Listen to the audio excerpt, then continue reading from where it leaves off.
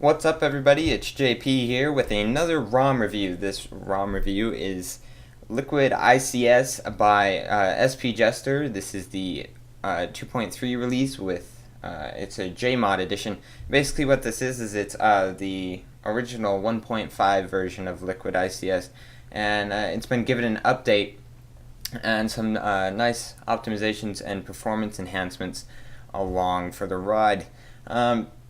Start off, we'll just do the standard quadrant benchmark, and while that's going, I'll tell you a little bit about the ROM. He added a lot of apps, definitely made some performance enhancements. He added Beats Audio, another equalizer, I think it's Audio Manager, as well as Adaway. Let's see, what else? He added a DLNA server app, added fancy widgets clock, Apollo Jelly Bean theme. That's a music player, by the way. He removed Foxfi and added the Wi-Fi tether app. A bunch of other just bug fixes. Chrome is included with this. Adaway is also included, which is an ad removal program for all those ads you see. And let's see what else. Removed the AOSP music app for Apollo Music. It runs Nova Launcher instead of the stock launcher. And now that our quadrant benchmark is done, I will show you here. And actually, that's a relatively low score for this ROM. I actually just ran another benchmark and I got 3160. So definitely it could be just a blip, but definitely you're going to be seeing a lot of good performance out of this ROM. As far as how stability goes, this ROM has been very stable. I haven't had any crashes so far, except for the known bug of Google Play Music stopping or crashing because Google released this latest updates that just doesn't like the AOSP ROMs that have been coming out. So a known bug, it's being fixed as of right now. Other than that, no stability issues at all. Performance, as I said, is really great, and I have had no lag, no nothing, just been smooth sailing the entire way. Another feature I would like to point out is that this does have Google Now included by default, so we'll test that right now and hit the little search icon and hit Google.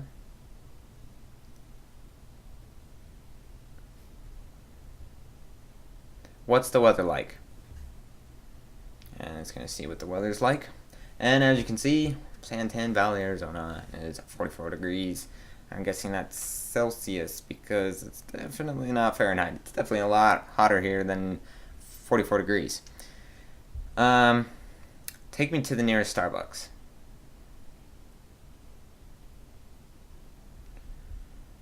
Find the nearest Starbucks. Alright, so now it's found the nearest Starbucks, and we're not going to navigate. But other than that, battery life is pretty good on this ROM. Definitely pretty good. Lots of with all the optimizations and stuff, the battery life has been very good. Actually, I can show you the battery screen. Let's see, battery. And 10 hours, 36 minutes, and 4 seconds on the battery, with 2 hours and 1 minute of screen on time, 8 hours of 3G, and the rest on Wi-Fi with 32% or 31% now remaining. So pretty good battery life, definitely better than most blur-based ROMs. But that's not a bash on the developers at all. And as you can see, free RAM there. I don't know if you can see that. We'll zoom in here. Free RAM, 371 megabytes. That's actually pretty good, and we're idling CPU around 2%. So that's definitely probably gonna see some pretty good battery life out of this. Chrome is included already, along with a bunch of other apps. Like I said before, the DLNA server, GPS status, no frills CPU, SMS backup and restore, My Verizon, Jelly Bean wallpapers, tweakers, text edit, and the Wi-Fi tether app. With this release of this ROM, which is 2.3, do not update this YouTube app. Just do not do it, because your YouTube will never work again until either they come out with a fix for it, or or what was I gonna say? Or if you use an older version of YouTube, because it kind of falls under the same category as Play Music, as one of those Google apps that just doesn't work on this ROM for some reason.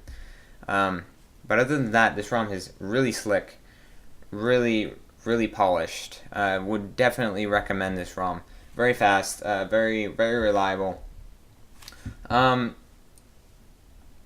Definitely the data I don't think is as reliable as blur-based ROMs, but you know, that could also be an issue with the area I'm in on a daily basis. Definitely doesn't have the best coverage in the world, and actually I don't have any 3G coverage at all. But data, I think, definitely comes up a little faster and is a little bit more reliable on a blur-based ROM than it is on an AOSP ROM. But it's totally understandable, because the devs that work on the AOSP ROMs don't have the a lot of the resources that are built into the blur ROMs.